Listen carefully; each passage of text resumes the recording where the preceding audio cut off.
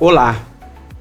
Hoje nós teremos, para dar continuidade às nossas conversas sobre a teologia e a contribuição de Karl Barth, o professor Walter Altmann, que é um dos tradutores de Karl Barth para o contexto brasileiro e também contribuiu ao longo de sua trajetória refletindo sobre essa importante contribuição teológica para o nosso contexto brasileiro.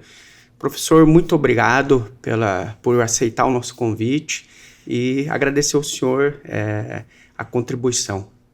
Uma satisfação, eu agradeço o convite. De fato, houve uma fase no passado em que eu me dediquei intensamente à teologia de Karl Barth, né? E editei então também obras dele, né? Aqui sobre a mesa até tenho Dádiva e Louvor, né, que é uma coletânea de artigos de Karl Barth. Talvez seria bem interessante nesse início chamar a atenção para a importância de Karl Barth assim, no global, no mundo. Ele é largamente considerado como o maior teólogo cristão do século XX. Em todo o caso do mundo protestante, no mundo católico, tem Karl Rahner, que também foi um excepcional teólogo. Bom, outros teólogos também de renome. Mas a obra de Karl Barth é realmente extraordinária. Aqui à frente tem 13 volumosos, se eu posso dizer, que constituem a dogmática de Karl Barth. E foi um projeto que ele não conseguiu encerrar, porque a parte que seria a escatologia, o final dos tempos, né, ele ficou idoso e posteriormente faleceu sem poder terminar. Tem só fragmentos do que ele se imaginava que seria o final. Isso propiciou, inclusive, certas piadas, comentários jocosos. Uma delas dizia que Deus não iria dar um término ao mundo porque ele não sabia como fazer, porque Karl Barth não tinha escrito ainda. Então ele estava esperando que Karl Barth escrevesse, né? Então, mas isso é só a dogmática, mas as obras completas de Karl Barth são, eu não sei de momento quantos volumes, mas são realmente dezenas de volumes. E no livro Dádiva e Louvor, que então eu editei, prefaciei também, nós selecionamos artigos de diferentes épocas da atuação de Karl Barth, de certo modo também mostrando a evolução do pensamento de Karl Barth ao longo dos tempos. Artigos que foram particularmente importantes. Mas ele tem coleções de prédicas, né? Então... Sim. Ele tem aqui o senhor traduziu aqui um artigo dele que é muito importante, né? O Cristão na Sociedade, né? Que é um artigo de 1919, né? Sim, ali naquela época. E eu queria perguntar para o senhor, já engatando com a pergunta, né? Como foi a receptividade, né? A recepção de Barth no contexto da Faculdade de Teologia? O exato início eu não saberia bem dizer, mas eu posso dizer o seguinte: Ernesto Schlieper, pastor Ernesto Schlieper, que se tornou depois o presidente da Federação Sinodal, foi o presidente do Sínodo Brasil Central na época, antes da constituição estrutural da ISLB. Havia sínodos, né? Aqui em São Leopoldo nós encontramos, era o Sínodo Rio-Grandense, o maior deles, e tinha o Sínodo Brasil Central. Ernesto Schlieper foi o presidente, se tornou depois presidente da Federação Sinodal e posteriormente pastor-presidente da ISLB.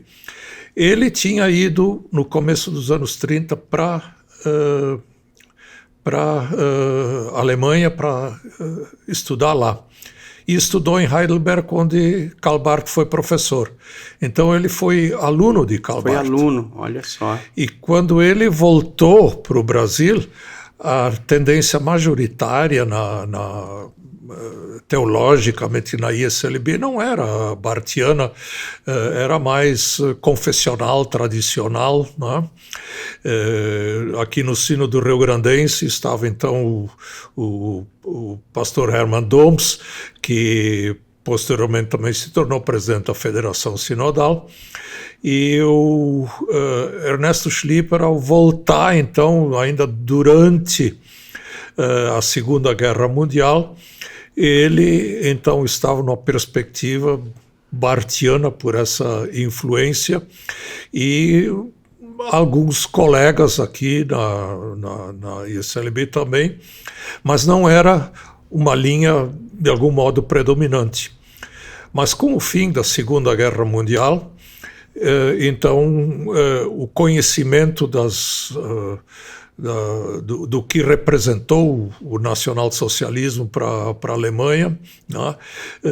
E o que era a igreja confessante, que estava então, com a qual Karl Barth estava intimamente vinculado, de maneira crítica ao nacionalsocialismo, começou a se tornar mais conhecido. E no âmbito da Faculdade de Teologia, creio que Ernesto Schlieper, então, também contribuiu muito para que houvesse uma política de vinda de professores, teólogos alemães para a Faculdade de Teologia, que tinha começado muito pequena, logo depois da Segunda Guerra Mundial, com recursos próprios, assim, mas em 57 começaram a vir professores da Alemanha. E eles trouxeram aquele clima que então havia no período pós-guerra, o clima que havia na Alemanha, de uma polarização, por assim dizer, no mundo acadêmico entre Karl Barth e Rudolf Bultmann. Quando eu entrei na faculdade como estudante, em agosto de 62, tinha, entre outros, 2 professores que eu quero mencionar. O da teologia sistemática era Harding Meyer, que posteriormente se tornou mundialmente famoso pelo seu envolvimento no ecumenismo. Ele era um ferrenho bultmanniano na época. E um professor do Antigo Testamento, Hans Eberhard von Waldow, que posteriormente se transferiu para os Estados Unidos, foi professor universitário lá, ele era um ferrenho barthiano. Então nós, os estudantes, estávamos submetidos, digamos assim, a essa influência, um advogando em favor da teologia de Bultmann, outro advogando em favor da teologia de Karl Barth, e a gente então lia obras alemãs que refletiam isso, e o estudantado praticamente se dividiu naquele tempo, naqueles anos 60 ali, se dividiu numa ala bultmanniana e numa ala barthiana. Sei. E para quem tá nos assistindo, como que o senhor definiria de forma bem sucinta o que caracterizava cada teologia? Bom, eu mesmo me identifiquei com o grupo barthiano, mas eu tento refletir sobre o grupo bultmanniano. Eu acho que eles se sentiram atraídos pela criatividade de Rudolf Bultmann de trazer o essencial de uma mensagem e trazer isso para a vida da pessoa que crê. Acho que isso é o que atraiu o grupo bultmanniano, achar, olha, isso para o mundo moderno, para o mundo que então também raciocina, coloca bastante valor na razão, na reflexão teológica e assim por diante, se sentiram atraídos por isso, né? Enquanto que o outro grupo barthiano no qual eu me inseri se sentiu muito atraído pela Bom, de um lado, teologicamente, a radicalidade de Karl Barth dizer que temos que nos concentrar na palavra de Deus, mas ao mesmo tempo trazendo isso para uma dimensão também social, para uma dimensão ecumênica, e eram interesses que nós, como grupo, também tínhamos, e então nos identificamos com isso aí. Sim, é um período ali, o período que o senhor entrou aqui na faculdade é um período de inúmeros processos pela América Latina, de ditaduras, de governos autoritários, né? E de ascensão do movimento ecumênico, né? Depois vai acontecer o concílio, né? O segundo concílio Vaticano. Sim. Como que isso, borbulhando tudo, como que essa reflexão caía aqui? E se os regimes ditatoriais foram a partir do golpe militar no Brasil em 64, e nos outros países latino-americanos foi posterior a isso. Então, ali no início, ainda não havia essa realidade.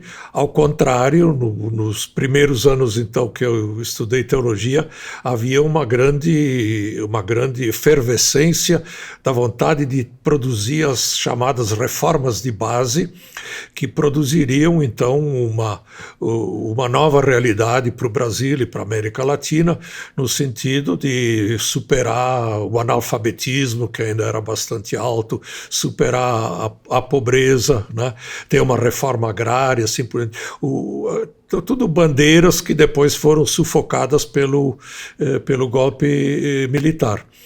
E o ecumenismo, sim, estava começando, digamos assim, no mundo protestante ele já era uma realidade, na medida em que durante a Segunda Guerra Mundial foram surgindo organismos ecumênicos mundiais, e o próprio Conselho Mundial de Igrejas foi então criado em 1947, portanto 2 anos após o término da guerra, e Ernesto Schlieper, para voltar a esse nome, era um que advogava muito por esse ecumenismo. No começo, a Igreja Católica, ainda reticente, oficialmente pelo menos, né? Ela tinha uma postura de que as outras igrejas se separaram e elas devem voltar para a Igreja-mãe, né? Então, era uma perspectiva não propriamente ecumênica de parte da Igreja Católica, mas aí surgiu o que tu mencionaste, o Concílio Vaticano II, que refletiu uma iniciativa do Papa João XXIII, ao convocar em 59 já dizer que do Concílio Vaticano II, mas ele se realizou depois, justamente nesses anos 60 ali, até 65. Aqui em São Leopoldo, havia a Faculdade de Teologia da hoje ISLB, na época a Federação Sinodal, e aqui contigo no outro morro ali do Cristo Rei tinha a formação jesuítica e havia já então diálogos entre os corpos docentes desde 57, 58, diálogos entre os corpos docentes da Faculdade de Teologia e do Colégio Máximo Cristo Rei. Posteriormente também o Seminário Maior de Viamão, católico, também participando desses diálogos. E nas universidades europeias, por exemplo, né, era bastante comum o diálogo na área teológica, e isso tudo criou um clima que propiciou também a que o Papa João XXIII convocasse um concílio ecumênico, que foi uma grande, grande surpresa. A gente hoje não se dá conta do que isso significou, porque o Concílio Vaticano I, em 1870, tinha decretado a infalibilidade do Papa quando ele se refere a matérias definitivas de dogmas e de moral. há um entendimento em geral que teria sido o Papa infalível. Isso nunca foi afirmado pela Igreja Católica, mas só quando decretasse algo como definitivo seria infalível. Isso tinha acontecido depois de 1870 só, e em 49 e 50 com o dogma da Assunção Corpórea de Maria. Ali o Papa Pio XII decretou que isso era parte do dogma. Então, esse é considerado um documento infalível pela Igreja Católica. Mas, com a decretação da infalibilidade papal, muita gente achava não vai mais haver concílio, porque o Papa pode decretar o que for. Mas o Vaticano I tinha previsto ainda uma segunda etapa que ia falar também da importância dos concílios. Só que isso não ocorreu porque eclodiu a guerra entre a França e a Alemanha, eclodiu a guerra, e aí o concílio foi interrompido e só teve a decretação da infalibilidade papal. Então estava uma certa matéria pendente. E a efervescência ecumênica levou então que João 23 convocasse um concílio ecumênico que arejou completamente a Igreja Católica e todas aquelas forças que estavam ocorrendo a nível de base, a nível de teologia, a nível de pastorais, pudesse realmente assumir uma postura oficial na igreja católica, né? Mas no mundo protestante o ecumenismo era uma bandeira muito forte, e Karl Barth, que é o nosso assunto aí, foi uma figura exponencial nesse movimento, né? Sim, ele dialoga com muitos teólogos católicos, né, que depois vão ter uma ingerência bastante significativa nesse tema, né? Por exemplo, Karl Rahner, né? Sim. Então isso é interessante, né? E como que nesse processo todo a importância de Barth para a questão da mudança de perspectiva que começa a ocorrer a partir da década de 50 a respeito da ideia de igreja missionária, né? Como que o senhor vê essa colaboração de Barth ao introduzir uma nova conceituação, né, a respeito da Missio Dei, né, dessa discussão toda tão válida para os dias atuais? O conceito de Missio Dei, para Karl Barth, a ênfase estava no Dei, a missão de Deus, né? Quer dizer, a missão era entendida como, assim, de uma maneira simplificada, vamos dizer, que era entendida como um projeto de atuação eclesiástica. Então, a igreja tem um programa, e ela é um programa missionário. E muitas vezes isso até era ainda entendido numa forma colonialista, né? As igrejas já estabelecidas, essas não precisavam de missão, né? Mas elas iriam estabelecer uma missão em outras terras, junto a outros povos que ainda não conheciam Jesus e assim por diante. Então a missão era corriqueiramente entendida como uma missão de um lado já constituído para outro lado que ainda tinha que se desenvolver. E, nesse sentido, o conceito de Missio Dei, que Karl Barth, então, enfatiza muito, dá uma transformação de perspectiva. Não, a missão é a missão de Deus e ela ocorre em todos os lugares, ocorre também nas igrejas já estabelecidas. E não depende das igrejas, né? E não depende delas. Quer dizer, em última análise, o resultado da missão provém de Deus mesmo, e não da capacidade dos missionários, né? da sofisticação do projeto missionário ou dos recursos que se possa pôr em apoio, né? Mas é a palavra de Deus vulnerável, fraca, mas que chega para dentro da realidade das pessoas, né? Esse é o resultado da missão, e por isso uma missão de Deus, né? O Dei é o genitivo do latim, né? Então a missão de Deus, a missio Dei, é dele a missão. Isso é importante, né, a gente frisar, porque atualmente a gente vive uma confluência, né, de ideias e práticas de missão que procuram inovar em certos aspectos, propostas missionárias que colocam o ser humano muito no centro, né? A gente tem ouvido muito falar sobre, já de um bom tempo, da teologia da prosperidade, que coloca o ser humano como aquele que está no centro e ele é capaz de exigir de Deus, desde que ele seja um contribuinte às bênçãos, né? O impacto, né, da Missio Dei, do conceito Missio Dei, o senhor acha que foi compreendido? Existe uma compreensão de fato no mundo evangélico, protestante, mesmo católico, dessa dimensão da Missio Dei? Eu acho que é uma tarefa permanente a gente se compenetrar dessa realidade. Eu acho que transformar a Missio Dei num projeto humano de missão é uma tentação permanente, né? E tu mencionaste a teologia da prosperidade, né? A teologia de Karl Barth e de muitos outros teólogos é absolutamente contrária a uma teologia da prosperidade. Ela tem uma vertente cristológica profunda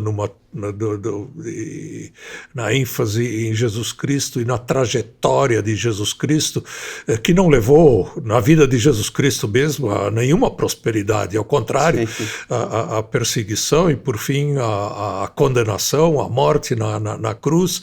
Esse é o caminho que traz consolo, traz amparo, traz perspectiva de esperança, né? E não uma promessa de uma prosperidade, né? Então, de fato, nós temos concepções teológicas da missão que não são Missio Dei, mas são missão humana. E o senhor me fez lembrar aqui de um aspecto da teologia de Barth, o Barth Maduro, né? A analogia da fé, né? Essa coisa da gente ter Jesus como, né, analogamente a verdadeira forma de compreender, né, a existência, né? Quer dizer, aquela existência que é comprometida com a solidariedade, com a justiça, com a misericórdia, né? Como o senhor vê essa leitura bíblica que perde essa dimensão da analogia com Cristo, com Jesus, que de fato viveu os nossos dramas, né? E exige muitas vezes de Deus não viver os dramas que o próprio Cristo viveu, né? Como que o que o senhor diria para quem nos ouve, né, a respeito dessa dinâmica de olhar para Cristo como aquele que vive os nossos dramas? Sim. Acho muito importante que a gente se compenetre disso, né? Para vir, talvez, fazer uma pequena digressão para, então, vincular isso para o próprio Karl Barth. E vamos dar um passozinho nos primórdios, para daí chegar na analogia de Fidei, né? Analogia da fé. O Karl Barth trouxe uma reviravolta na teologia depois da Primeira Guerra Mundial. A gente tem hoje já as prédicas que ele, como pastor numa comunidade de composição de operários na Suíça, fazia já durante o período da guerra. A Primeira Guerra Mundial, justamente pela Primeira Guerra Mundial, pelo número extraordinário de mortos nos campos de batalha, assim por diante, trouxe uma crise profunda para todo o projeto teológico, digamos, dominante no século XIX. Então, ali, digamos, o século XIX se estendeu até 1914, o começo da Primeira Guerra Mundial, né? No seu conteúdo, que era uma teologia que refletia muito otimismo com o progresso humano, né? Com a ciência. A ciência e tudo, um otimismo. E aí vem uma guerra que causa todas essas mortes, mas onde é que ficou o otimismo? E aí aquele pastor ali de comunidade, de operária, lê a carta aos Romanos de outra forma e faz uma crítica radical e inverte a coisa. Nós temos que olhar para Deus, né? Então cria essa dialética entre o humano e o divino e coloca a ênfase em Deus. Causou esse comentário aos Romanos, que também já existe aqui em português, né? Traduzido pelo colega Uwe Wegner, que está aí, a Carta aos Romanos, né? Causou uma reviravolta completa na teologia, um furor, um pastor de comunidade, não um professor acadêmico, que escreveu esse livro de pesquisa e traz essa nova perspectiva. Mas imediatamente caiu em solo fértil por causa da crise da Primeira Guerra Mundial. E Karl Barth, então, se torna depois também professor universitário, né? Foi professor, então, na Alemanha, em Heidelberg, onde, como mencionei anteriormente, o nosso pastor Ernesto Schlieper foi um dos estudantes, né? Mas Karl Barth, por se posicionar contrário crítico ao regime nazista, ele era suíço, perdeu a cátedra em Heidelberg da Alemanha e foi então de volta à Suíça e se tornou professor na Basileia, na Suíça. Mas então teve esse confronto, o humano e o divino. Mas podia terminar ali simplesmente numa dialética, e Karl Barth vai ele mesmo trabalhando e vai cada vez mais pesquisando a profundidade cristológica, o Cristo que tu estavas mencionando, né? Essa trajetória de Cristo, esse é o Deus conosco, né? Então, aquela distância do humano e do divino é superada pela vinda de Deus em Jesus Cristo, e nesse Jesus Cristo encarnado, Jesus Cristo, né, humano, divino e humano, segundo a tradição teológica, mas enfatizada agora a vinda de Deus ao ser humano, né, em Jesus Cristo. E aí surge então a questão da analogia fidei, né, da fé, como algo importante onde cada pessoa pode se relacionar com esse Jesus Cristo na fé, no seguimento.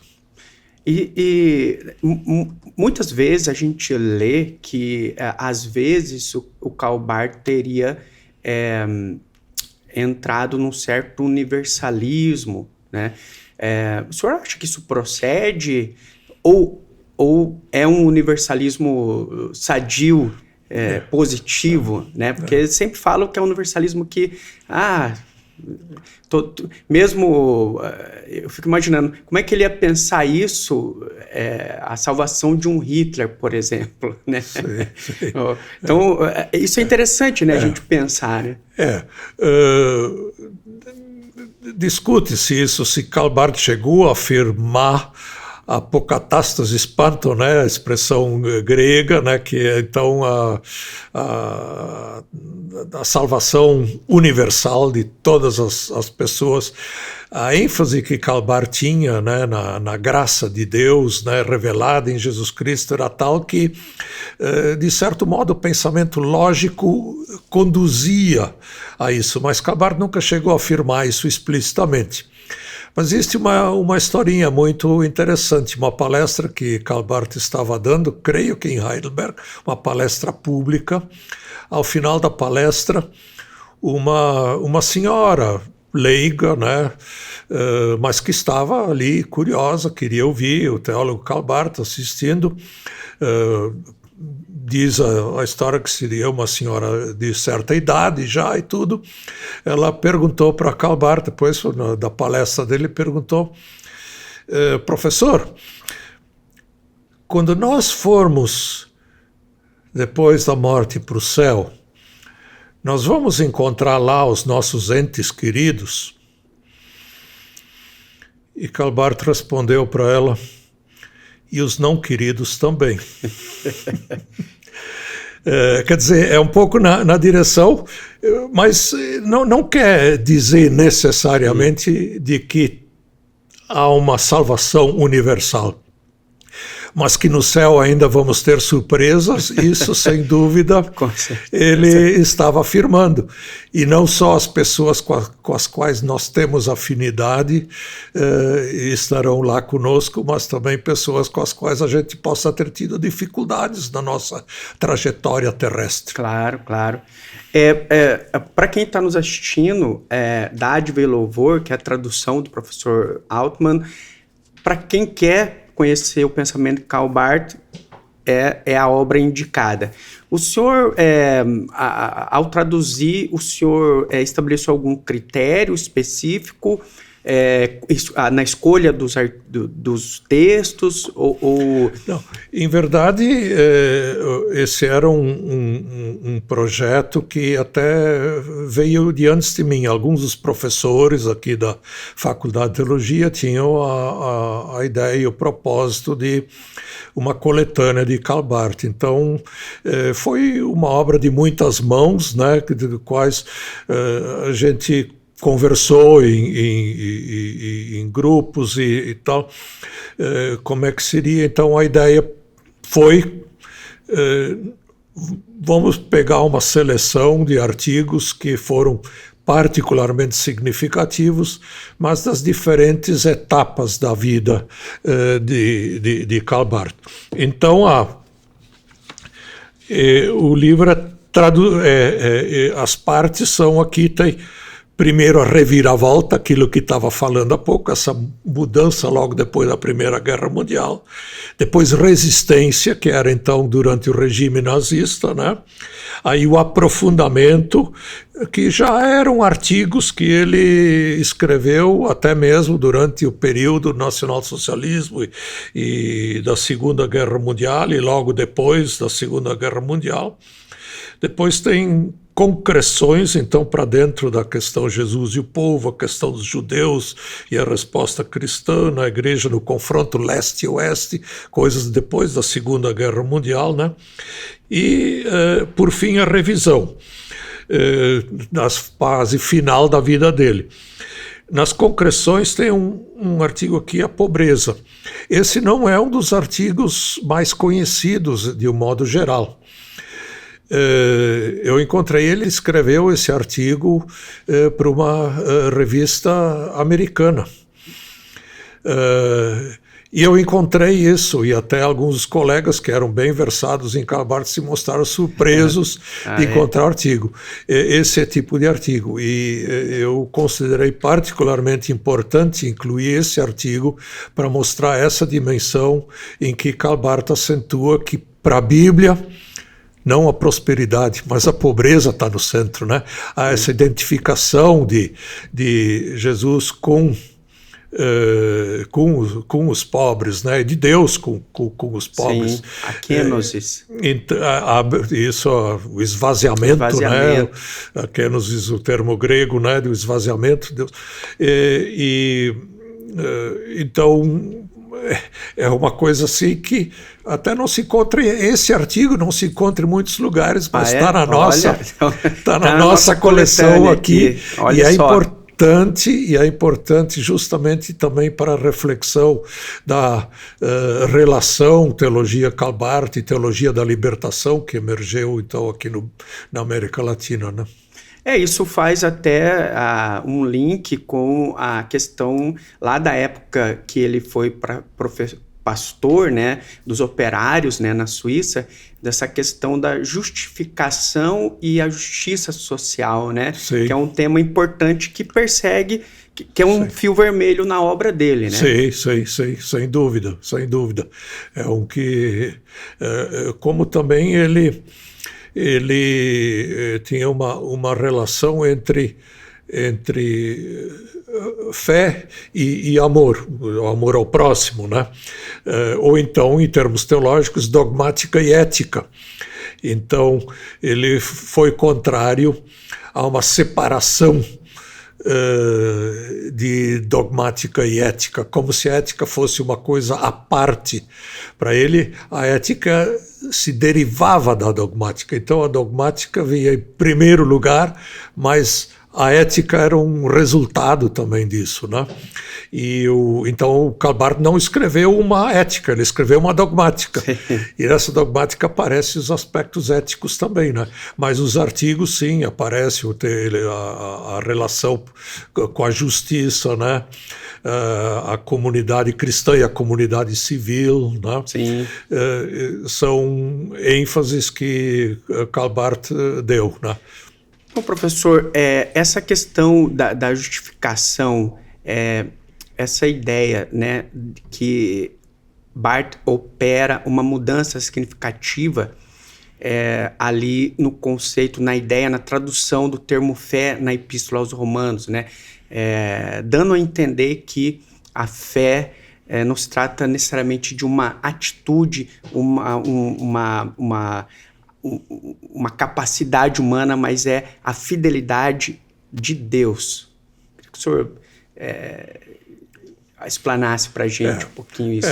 O ponto de partida, naturalmente, é aquela dialética que ele estabeleceu lá, depois na Epístola, no comentário à Epístola aos Romanos, entre o humano e o divino, que são há uma diferença infinita entre o que é Deus e o que é o humano, né? Puxa, mas então como é que se relacionam? Então essa pergunta, ou há uma contradição, uma incapacidade de o divino e o humano se encontrar? Bom, então a resposta vai ser depois assim desenvolvida na cristologia, em que Deus vem ao ser humano.